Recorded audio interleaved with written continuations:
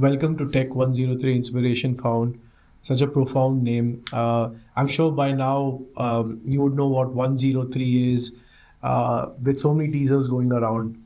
But just for everyone to know, 103 is the pin code, the address of our office, the Myntra office, and we found it very apt because inspiration is starting from here, and we thought it's a great name to start off. As a part of the Tech 103 Inspiration series, we have a first guest speaker, Pranav. I'm sure everyone knows Pranav as the RCA guy, but I'm sure Pranav, there's world beyond RCA for you, and it'd be great for you to let the audience know what is Pranav and who is Pranav. Yeah, okay. So this is the first time I'm hearing as a RCA guy, but I can relate to it. Visible part of my job actually goes in the RCA. So Myntra has actually signed up for 99.95% availability, and what it means is no more than 4.5 hours of a downtime in a year, and that translates to like 1 hour of a downtime in a quarter. And there are quarters where we breach it, right? And we definitely want to work with the business, our customers, to make sure that this downtime is reduced. And the other part of our job is where we are shipping out the code at a very high velocity, right? The amount of changes that business has with regards to new initiatives or integrations that we are doing or migrations that we are doing, tech upgrades that are happening, they're happening at a very high pace.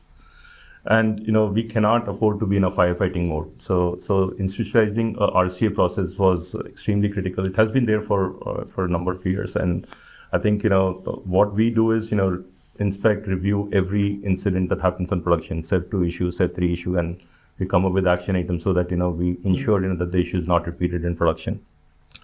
And it takes significant part of my bandwidth, but this is just a small part of my overall job. I mean, it's just the tip of the iceberg in terms of how do you build resilient systems. What drives me over here is that you have to build fault tolerant ecosystem. Myntra is a very diverse ecosystem. You will see systems that take up to 1 million QPS, to systems that deliver or take up to 1 million orders in a day, right? I mean, very magnitude difference, multiple magnitude difference between different systems. They have different needs. So I work very closely on the architectural decisions, working with several engineers, architects, in terms of how we can actually improve our architecture, make it resilient. How can we improve our overall SDLC process? How we can improve our observability? How we can actually improve, where do we invest from overall, platform big bets. And so, my role is, to be able to, scale reliability at Myntra, without really slowing down innovation. I think that's what, primary job is for me over here. Yeah, thanks, Pranav. One hour of downtime in a quarter is scary and excitement, but yeah, I'm sure it's I think it's there are a lot of companies which kind of aim to get to a 99.99% availability that translates to 52 minutes of an downtime in a year. We definitely aspire to get there. There are definitely some teams within Myntra who have signed up for this goal. We want our infrastructure platform teams to get to 99.99 availability. Yeah, but it's a journey. I think, I'm sure we'll get there. Okay, Pranav, we'll probably do the next question. Now, outside the RCA guy, your official tag in Myntra is a principal architect. For a lot of people who are not familiar with, if you could break down what does a principal architect do and why is the role so crucial, it would be great. Yeah, okay. So, so as I was saying, right, Myntra has a very diverse stacks, right? And you have systems that are taking the order. There's a browse part that is there. There's an order taking part. There is a seller ecosystem that is there. There is an order management system that is there.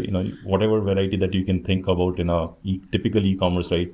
You have all of these components, and part of my job is to make sure that what is the right tech stack, right architecture for it. Being the forefront to make sure that the tech direction, tech strategy is kind of taken care.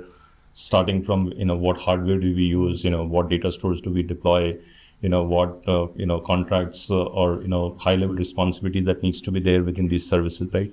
Just to make sure that the overall customer experience business needs are met, right? So looking at the entire tech landscape from a perspective of efficiency and enhancing the business, I think that's the primary role of a principal architect. I think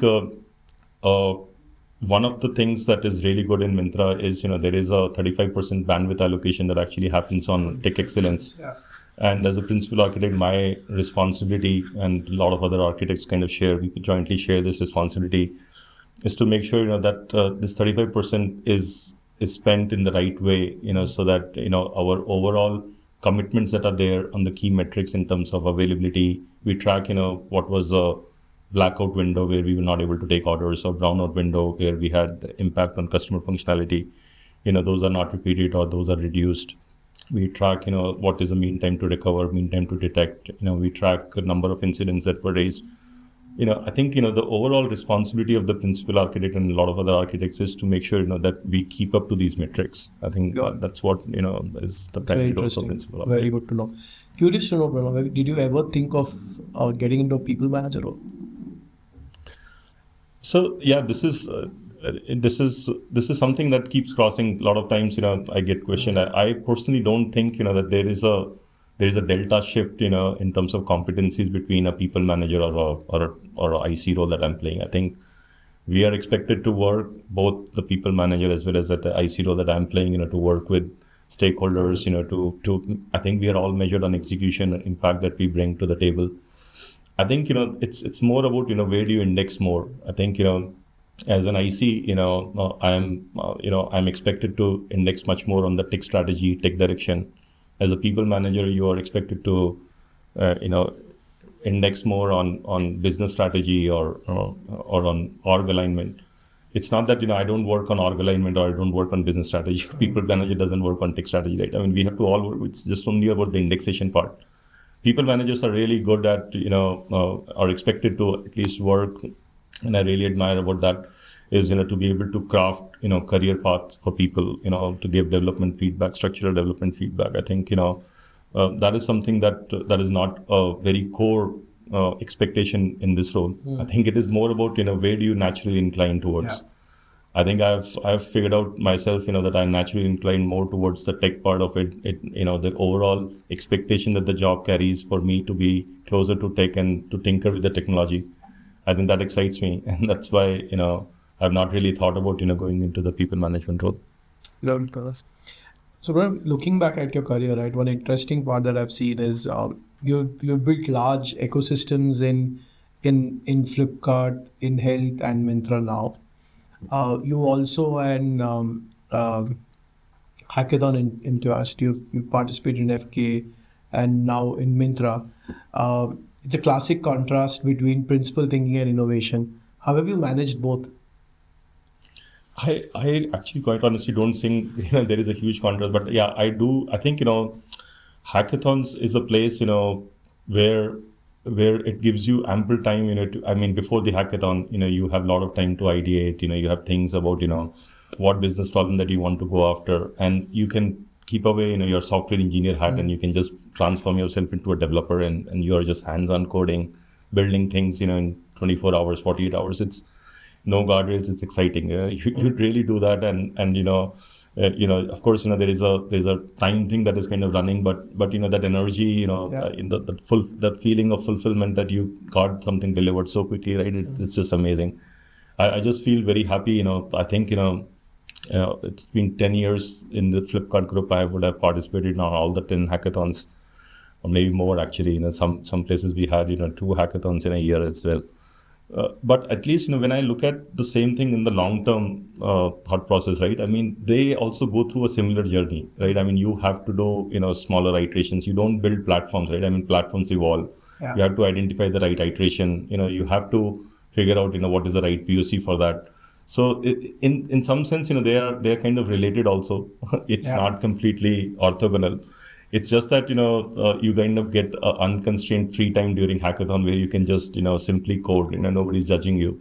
Yeah. And in your regular long-term thing, you are a lot more constrained. You're naturally thinking about, non-functional aspects and, guardrails and, how you make it fault tolerant and all those things. So it's an additional burden that you don't have to carry during hackathons.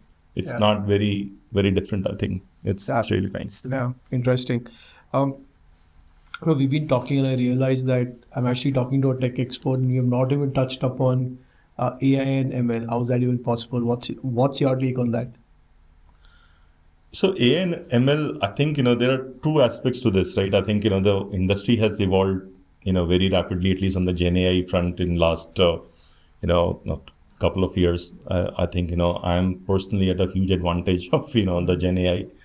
I think, the overall adoption that has happened for Cursor, I think, we kind of introduced Cursor during the hackathon over here, and I use Cursor, day in, day out, Chat GPT or Gemini, they're part and parcel of our lives now.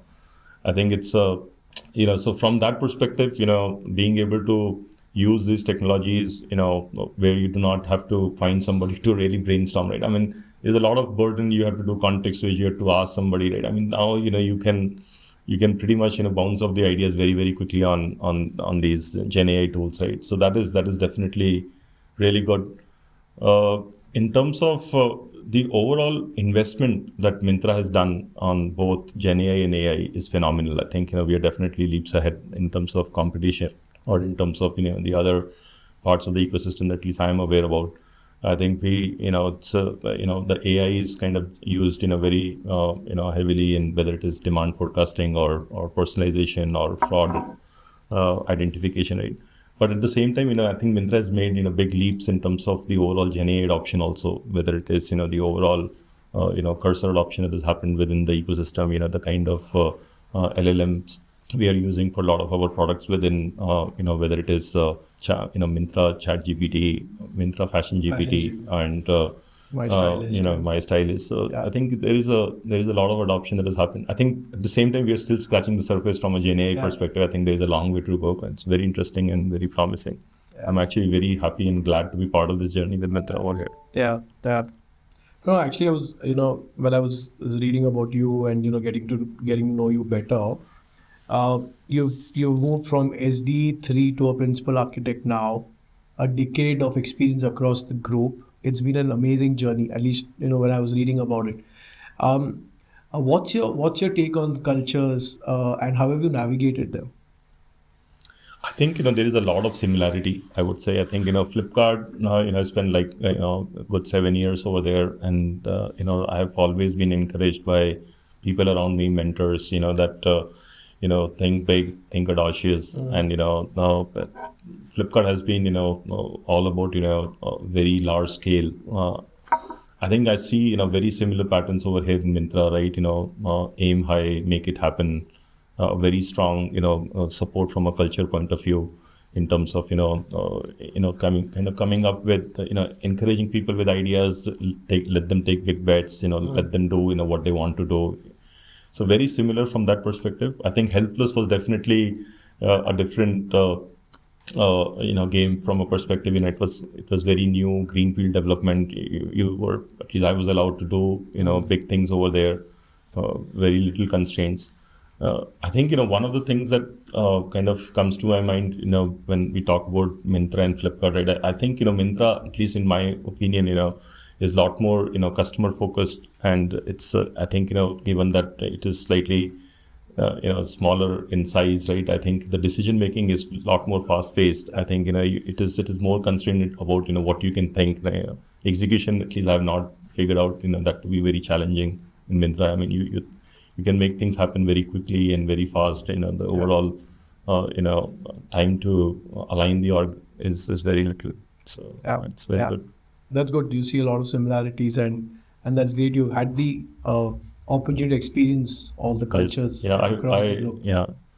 I think I definitely find myself very fortunate, Yeah. to be able to, be in these three groups and have experienced, similar problems as well as, very diverse and different problems. I think definitely my role has also changed in terms of, the kind of coverage of breadth that I provide over here in Myntra versus what I was doing in Flipkart. There is a big delta. But it has been, the overall principles or foundational thing in terms of encouragement or, aim high, Yeah. or make it happen, right? I think that's very much similar what I've experienced in Got it. other places also. Good.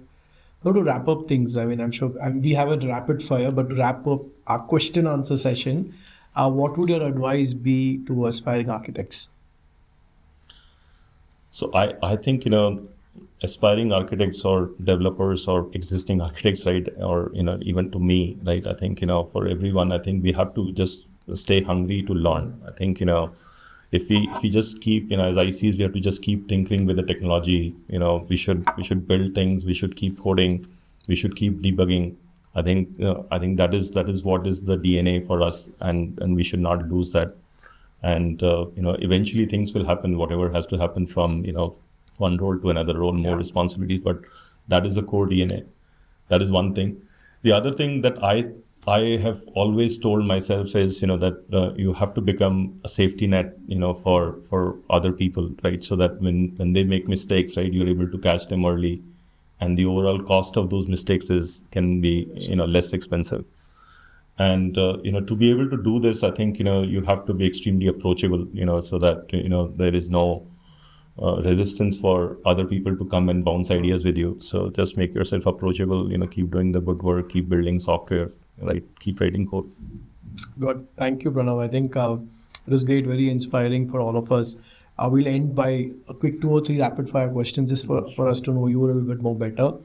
And rapid fire is rapid fire, so you need to quickly answer. Okay. A book or a podcast that you follow? Okay, it cannot be a rapid fire.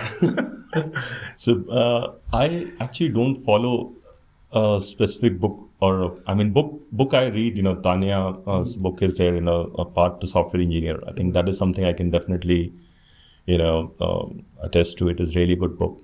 Everybody should read it. All aspiring architects should definitely read it. I'm a big fan of TED Talks. I think I've always reached out to TED Talks for things when it comes to improving my skills around self-awareness, communication, or leadership. I think I've always found really good shows over there. Very learned people kind of come over there, and they really share good experiences. On the tech front, I follow a lot of thought leaders, whether it's Martin Fowler, Chris Evans, or on the AI thing, AI thing, I have actually been fascinated by a couple of YouTube channels. One is Andrej Karpathy. He kind of talks about how do you build LLMs from scratch. It kind of gives you a very good understanding on deep learning and the overall LLM ecosystem. There is one channel that is there, 3 blue, 1 brown. That's an excellent AI channel. You kind of get updated with a lot of information that is happening in this ecosystem. I also follow Christopher Manning. He's a Stanford professor. A lot of free videos and content is there. I definitely follow whenever new thing comes from him. So yeah, I don't know. What else? That's the Uncle Bob. That's another. For clean code, and it helps me give architecture clarity. So I really whenever there's a need, I just just go through those sessions. I have a habit of making sure that all the podcasts that I watch or YouTube, I make notes of it. So it's always easy to go back and refer and just refresh your memory. So that's what I subscribe to a lot of Udemy tutorials, content also, wherever I have to get myself on pace with any new tech or anything. So I subscribe to it. That's no one quick rapid fire answer. Sorry. Probably the last one to wrap it up is, what is one superpower you wish you had? Yeah, one superpower. If there was a way I could not forget anything, right, then I could use that memory, to connect everything. Right? I think that would be a superpower. I wish all of us had that. Yeah, maybe the superpower having a lot of superpowers. Fantastic. Thank you, Pranav. Thank you for inspiring all of us. I'm sure all the audience over there is inspired. And thanks again for being our first guest speaker of Tech103 Inspiration Found. Thank you again. Thank you for inviting me. Really. Thank you. Thank you all, and look forward. Thank you.